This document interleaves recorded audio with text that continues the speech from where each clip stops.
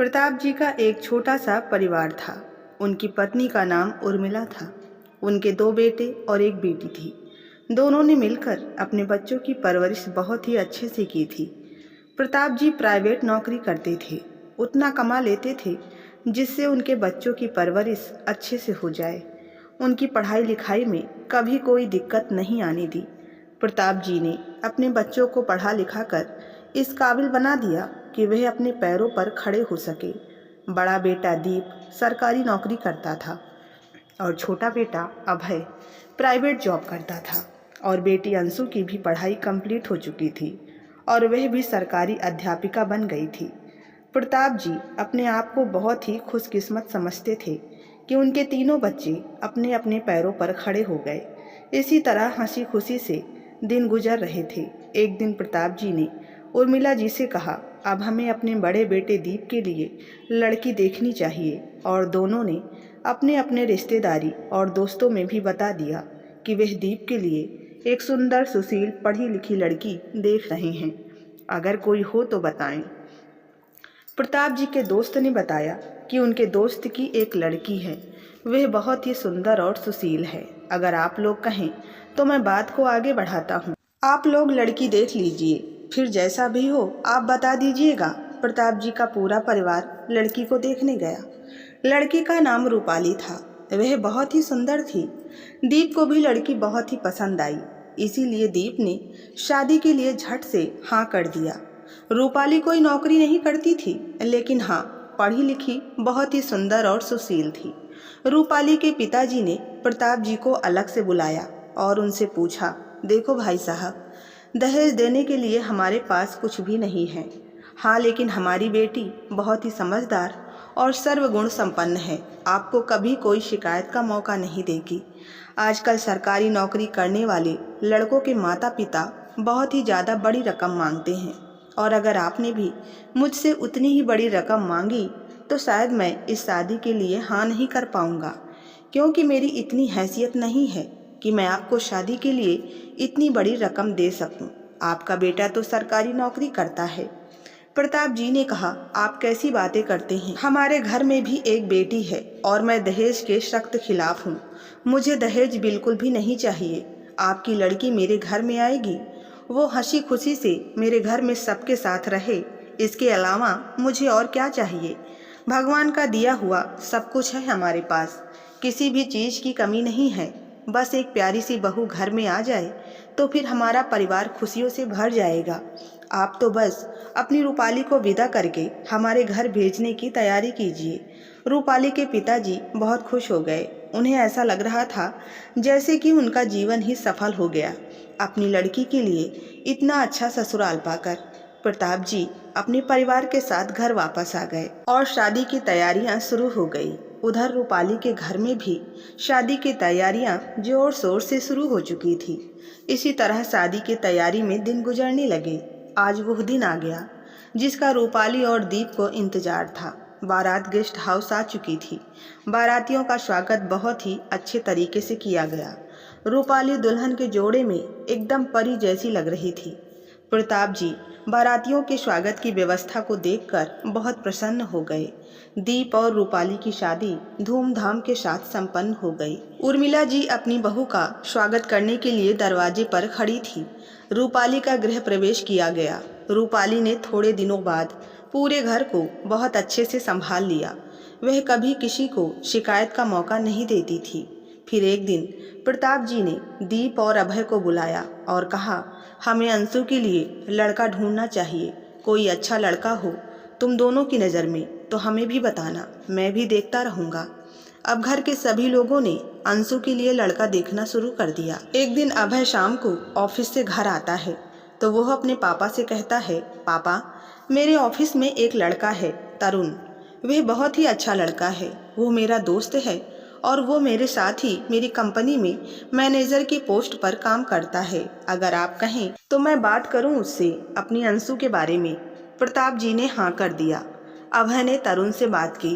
तरुण, मेरी बहन अंशु तुझे कैसी लगती है? अगर तुझे मेरी बहन पसंद है तो मैं तेरे मम्मी पापा से बात करूं तुम दोनों की शादी के बारे में। तरुण अंशु को जानता था। उसने एक दो बार अंशु को देखा भी था। उसे भी वह बहुत पसंद थी, तो उसने हाँ कर दिया और बोला, मुझे तो अंशु अच्छी लगती है, लेकिन शादी के लिए मम्मी पापा की भी तो हाँ होनी चाहिए। यदि वह हाँ नहीं करेंगे तो मैं शादी नहीं कर सकता, इसीलिए तुम्हें उन्हीं से बात करनी पड़ेगी। ठीक है तरुण, मैं तुम्हारे मम्मी पापा से बात करता हूँ। अपने मम्मी पापा को ले जाकर तरुण ने अपने घर पर बता दिया था कि उसके दोस्त अभय के मम्मी पापा उनसे मिलना चाहते हैं, इसीलिए वह लोग आज उनके घर पर आ रहे हैं। अभय, दीप और प्रताप जी उनके घर पहुंचते हैं। तरुण के माता पिता ने उन लोगों का बहुत ही अच्छे से स्वागत किया। चाय नाश्ता करने के बाद अभय ने तरुण के पापा से कहा, अंकल जी, हम तरुण को बहुत अच्छे तरीके से जानते हैं, इसीलिए हम अपनी बहन का रिश्ता तरुण के साथ करना चाहते हैं। अगर आपको कोई ऐतराज ना हो तो क्या आपकी इस शादी के लिए सहमति होगी? तरुण के पापा बोले, अगर तरुण को लड़की पसंद है तो हमें इस शादी से कोई ऐतराज नहीं है। आखिर जिंदगी भर साथ तो तरुण को ही निभाना है, तो हमें भला क्या दिक्कत हो सकती है? तरुण के पापा राजेंद्र जी ने अपने बेटे से पूछा, तरुण, क्या तुम्हें लड़की पसंद है? क्या तुम मुझसे शादी करना चाहते हो? तरुण ने तुरंत शादी के लिए हाँ कर दिया। प्रताप जी ने कहा, राजेंद्र जी, बच्चों ने तो शादी के लिए हाँ कर दिया है, अब मैं चाहता हूँ कि हम अपनी आपस में बातचीत कर लेते हैं। राजेंद्र जी ने कहा, किस बारे में आप बातचीत करना चाहते हैं? प्रताप जी बोले, मैं लेन देन के बारे में बात कर लेना चाहता हूँ, जिससे बाद में कोई दिक्कत ना हो। कैसी बातें कर रहे हैं प्रताप जी? लेन देन के बारे में क्या बात करेंगे? अभी तो फिलहाल आप मुंह मीठा कीजिए। आखिर हमारे बच्चों ने शादी के लिए हाँ कर दिया है, इस बात की खुशियाँ मनाएंगे। लेन देन की बातें तो बाद में होती रहेंगी। दरअसल राजेंद्र जी लेन देन की बातें सिर्फ और सिर्फ प्रताप जी से करना चाहते थे, इसीलिए उन्होंने बच्चों के सामने उस बात को टाल दिया। उन्होंने मन ही मन में सोचा, अभी फ़िलहाल शादी पक्की हो गई है, यही बहुत है। लेन देन की बात तो आगे मैं इससे खुद ही कर लूँगा। अंशु के घर वालों ने सिर्फ लड़का देखा था जो शांत स्वभाव का था, लेकिन वह अभी उसके माता पिता के व्यवहार से बिल्कुल ही अनजान थे। तरुण के माता पिता बहुत ही लालची किस्म के इंसान थे। उन्होंने तो सोच रखा था कि उनका बेटा तरुण अच्छी पोस्ट पर नौकरी करता है, तो इसीलिए वह उसकी पूरी रकम वसूल करेंगे। राजेंद्र जी मन ही मन में इस बात को लेकर खुश हो रहे थे कि अच्छा परिवार मिला है मुर्गा बनाने के लिए। लड़की भी नौकरी करती है और इनका बेटा भी सरकारी नौकरी करता है, तो अच्छी खासी मोटी रकम तो दहेज में हम ले ही लेंगे। इस तरह तरुण और अंशु की शादी तय हो जाती है और वह लोग अपने घर आ जाते हैं। सभी लोग हॉल में बैठ गए। तभी प्रताप जी ने रूपाली से कहा, बहू, सबके लिए चाय बना लो और हमें चाय पीते हुए तुम लोगों से कुछ बातें भी करनी है। रूपाली सबके लिए चाय बनाकर ले आती है। सब चाय बैठकर पीते हैं। तभी प्रताप जी ने कहा, हमने अंशु की शादी तय कर दी है। लड़का बहुत ही अच्छा है और अभय का दोस्त भी है और ऊपर से उसकी ही कंपनी में मैनेजर है, इसीलिए अभय लड़के को बहुत अच्छे से जानता है। लड़का बहुत ही सीधा साधा शांत स्वभाव का है। इस बात को सुनकर सभी खुश हो जाते हैं। अपनी शादी की बात सुनकर अंशु शर्मा जाती है।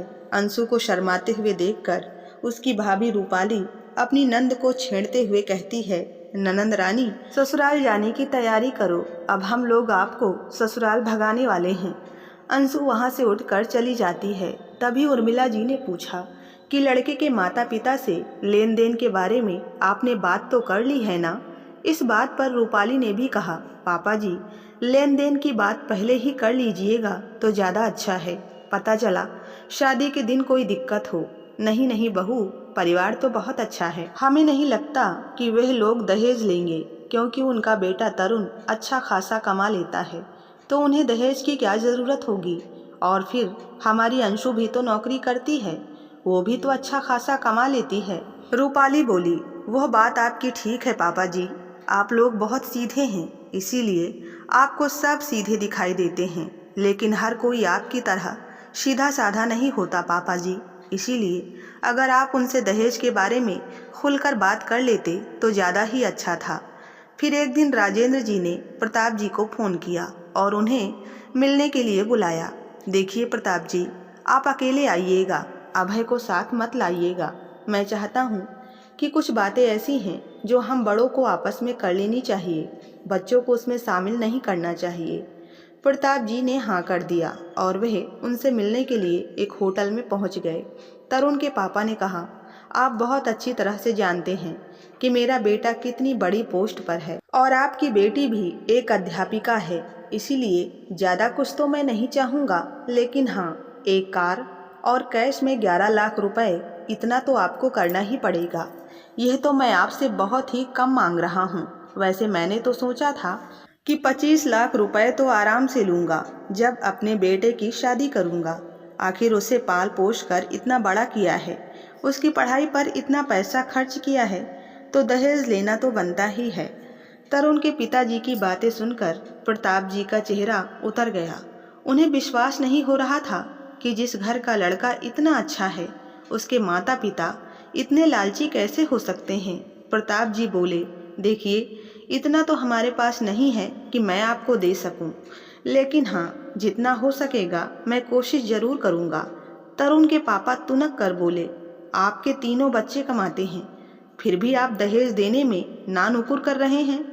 प्रताप जी ने कहा, मैंने भी अपने बेटे की शादी की थी, मैंने उनसे कोई दहेज नहीं लिया था और मैं भी यही चाहता था कि मैं अपनी बेटी की शादी ऐसे परिवार में करूँगा जो लोग बिना दहेज के उसे स्वीकार करेंगे, क्योंकि मेरी बेटी सर्वगुण संपन्न है। मेरी बेटी आपको कभी कोई शिकायत का मौका नहीं देगी। और भाई साहब, बच्चे कमाते हैं, लेकिन मैं उनसे पैसे नहीं मांग सकता। उनसे जो बन पड़ेगा वे खुद ही करेंगे और जो मुझसे हो पाएगा वो मैं करूँगा। एक कार तक का तो ठीक है, लेकिन 11 लाख कैश नहीं हो पाएगा मुझसे। माफ़ कीजिएगा भाई साहब, अगर हो जाता तो मैं खुशी खुशी कर देता। राजेंद्र जी बहुत ही चालाक किस्म के इंसान थे। वे मन ही मन में सोचने लगे कि चलो ठीक है, एक कार तो फिलहाल मिल ही रही है, और रही बात रुपए की, तो वो मैं फेरों के वक्त निकलवा ही लूँगा। अच्छा ठीक है प्रताप जी, कोई बात नहीं, आप एक कार का ही इंतजाम कर दीजिएगा, बस वही बहुत है। क्योंकि आपकी बेटी अंशु के बारे में बहुत सुना है हमने कि वो एक बहुत ही अच्छी लड़की है, इसीलिए मैं सिर्फ एक कार में ही मान गया हूँ, लेकिन अगर हो सके तो देख लीजिएगा। ठीक है राजेंद्र जी, मैं अपने बच्चों से एक बार घर पर इस बारे में बात कर लेता हूँ, फिर जैसा भी होता है मैं आपको फ़ोन पर बता दूंगा। तरुण के पापा कुछ हड़बड़ा कर बोले, इसमें बच्चों से बात करने की क्या ज़रूरत है? आप उनको सीधा सीधा बोल दीजिएगा कि मैं अपनी बेटी को एक कार देना चाहता हूँ और जितना हो सके तुम लोग थोड़ा बहुत रुपयों का भी इंतजाम कर दो। यह बात आपके और हमारे बीच में ही रहनी चाहिए। हमारे बच्चों को पता नहीं चलनी चाहिए कि मैंने आपसे यह सब देने के लिए कहा है। आपको ज़्यादा चिंता करने की ज़रूरत नहीं है। ठीक है भाई साहब, मैं कोशिश करूँगा। अब मैं चलता हूँ। प्रताप जी अपने घर वापस आ जाते हैं। उनके चेहरे पर चिंता साफ दिखाई दे रही थी। उर्मिला जी ने पूछा, क्या हुआ, सब ठीक तो है ना? उन्होंने आपसे कुछ कहा क्या? नहीं नहीं उर्मिला, सब ठीक है, चिंता की कोई बात नहीं। बच्चे अभी कहाँ हैं? मुझे उनसे थोड़ी बात करनी है। ठीक है, मैं अभी बुला देती हूँ। उर्मिला जी ने दीप और अभय को आवाज़ दी। प्रताप जी ने कहा, बेटा, मैं ये सोच रहा था कि तरुण इतनी ऊंची पोस्ट पर है तो हमें उसे कुछ तो देना ही चाहिए। बताइए पापा, आप क्या देना चाहते हैं? हम वो दे देंगे। बेटा, हमें लग रहा है हमें अपनी बेटी को एक कार तो देनी ही चाहिए। ठीक है पापा, आप बिल्कुल भी चिंता ना करें। आखिर अंशु हमारी एक ही बहन है, तो एक कार तो हम उसको दे ही सकते हैं। हम दोनों भाई मिलकर अपनी बहन को कार गिफ्ट कर देंगे। आप बिल्कुल भी परेशान मत होइए। और हाँ पापा, हम दोनों भाइयों ने खुद ही सोचा था कि अंशु को कुछ गिफ्ट में तो देना ही चाहिए, तो फिर अब हम सब उसे एक कार ही दे देते हैं। प्रताप जी की चिंता थोड़ी सी कम हो गई थी। आज उन्हें अपनी परवरिश पर बहुत ही गर्व हो रहा था। शादी की तारीख तय हो गई और सारी बातचीत भी हो गई। आखिर आज वो दिन आ ही गया जिसका सभी को इंतजार था। अंशु तैयार होकर घर आ चुकी थी। उसको दुल्हन के जोड़े में देखकर प्रताप जी की आंखों से आंसू आ गए। बारातियों के आने का समय हो गया था। प्रताप जी और उनकी पूरी फैमिली मिलकर बारातियों के स्वागत के लिए गेट पर खड़ी थी। बारातियों का बहुत ही अच्छे से स्वागत किया गया। धीरे धीरे करके शादी की रस्में शुरू हो गई थी और अब जयमाला का समय आ गया था। जयमाला का कार्यक्रम बहुत ही अच्छे से संपन्न हो गया। दोनों परिवारों ने मिलकर एक साथ खाना खाया और फिर आगे की रस्में शुरू हुई। उधर शादी के आगे की रस्में शुरू हो चुकी थी। इधर राजेंद्र जी ने प्रताप जी को बुलाया और फिर उनसे कहा, प्रताप जी, आपने कार तो गिफ्ट कर दी, लेकिन 11 लाख रुपए आपने अभी तक नहीं दिए। वह कहाँ हैं? माफ़ कीजिएगा राजेंद्र जी, रुपयों का इंतजाम नहीं हो पाया। कार का ही हमसे हो पाया तो हम लोगों ने कर दिया। तरुण के पापा ने कहा, कैसी बात कर रहे हैं आप? अगर आपने 11 लाख रुपए नहीं दिए तो फिर मैं अपनी बारात लेकर वापस लौट जाऊंगा। यह सुनते ही प्रताप जी के पैरों तले से जमीन खिसक गई, क्योंकि उस समय तो राजेंद्र जी मान गए थे कि ठीक है, एक ही कार दे दीजिएगा। लेकिन आज वो अपनी बात से पलट गए। देखिए राजेंद्र जी, मैंने अभी तक अपने बच्चों को कुछ भी नहीं बताया है। उन्होंने तो कार अपने मन से अपनी बहन को गिफ्ट की है। अगर उन्हें यह बात पता चल गई कि आपने दहेज में कार और 11 लाख रुपए मांगे थे तो हमारे बच्चों को यह बात बहुत बुरी लगेगी और हमें नहीं पता बच्चे क्या करेंगे। इसीलिए जितना हो सका मैंने कर दिया है। तरुण के पिताजी एक भी बात सुनने के लिए तैयार नहीं थे। वह अपने 11 लाख रुपए पर ही अड़े हुए थे। ठीक है प्रताप जी, अगर आपसे 11 लाख रुपए का इंतजाम नहीं हो पा रहा तो मैं अब अपनी बारात वापस लेकर जा रहा हूँ और आप ले जाइए अपनी बेटी को घर पर। प्रताप जी तरुण के पापा के पैरों पर गिर पड़े और उनसे कहने लगे, ऐसा मत कीजिए, नहीं तो मेरी बेटी अंशु की जिंदगी बर्बाद हो जाएगी। मैं कहीं मुंह दिखाने लायक नहीं रहूँगा।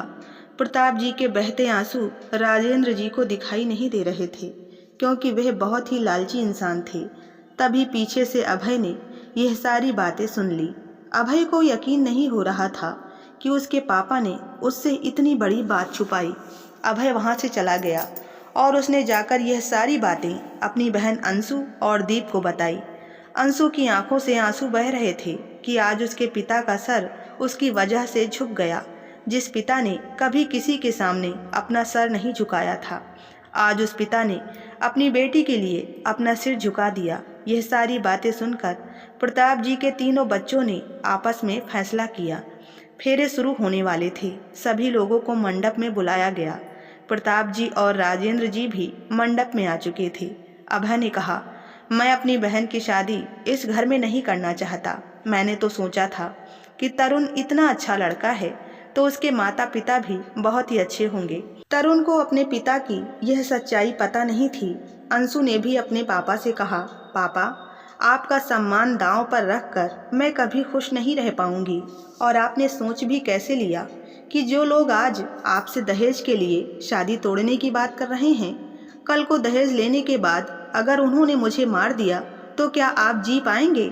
अंशु की बातें सुनकर उसके पापा हैरान रह गए और मन ही मन में सोचने लगे कि हमने अपने बच्चों को इस काबिल बनाया था कि वे अपने सारे फैसले ले सकें। फिर मैंने उनसे यह बात कैसे छुपाई? मैंने बहुत गलत किया अपने बच्चों से दहेज की बात को छुपाकर। तभी दीप बोला, मैं सब कुछ बर्दाश्त कर सकता हूँ, लेकिन अपने परिवार और अपने पिता का अपमान कभी नहीं बर्दाश्त कर सकता।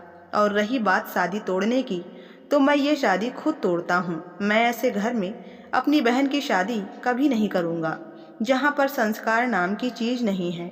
दहेज के लोभी भरे पड़े हैं। आज तरुण अपने पिता की हरकतों की वजह से सर झुकाए हुए खड़ा था। उसे समझ में नहीं आ रहा था कि वह क्या बोले। तरुण ये शादी करना चाहता था, लेकिन पिता के आगे उसकी बोलने की हिम्मत नहीं हुई। दीप और अंशु ने आपस में बातचीत की। अगर आज तरुण गलत को गलत नहीं बोल सकता तो आगे मेरा साथ क्या ही देगा। बारात वापस जा चुकी थी। अंशु अपने भाई के गले लगकर विलख पड़ी। पूरा माहौल गमगीन हो गया। तभी रूपाली की बुआ नीलम जी ने आगे बढ़कर अंशु का हाथ थाम लिया। मत रो बेटा, सही समय पर यह सच्चाई खुल गई, वरना तेरी जिंदगी इन लालची लोगों ने बर्बाद करने की सोच ही रखी थी। नीलम जी के बेटे अभिनव ने हाथ जोड़ते हुए कहा, यदि आप लोगों को कोई ऐतराज़ ना हो तो मैं अंशु से शादी करना चाहता हूँ, क्योंकि मैं अंशु को पसंद करता हूँ और मैं वादा करता हूँ कि उसको कभी किसी चीज़ की कमी नहीं होने दूंगा।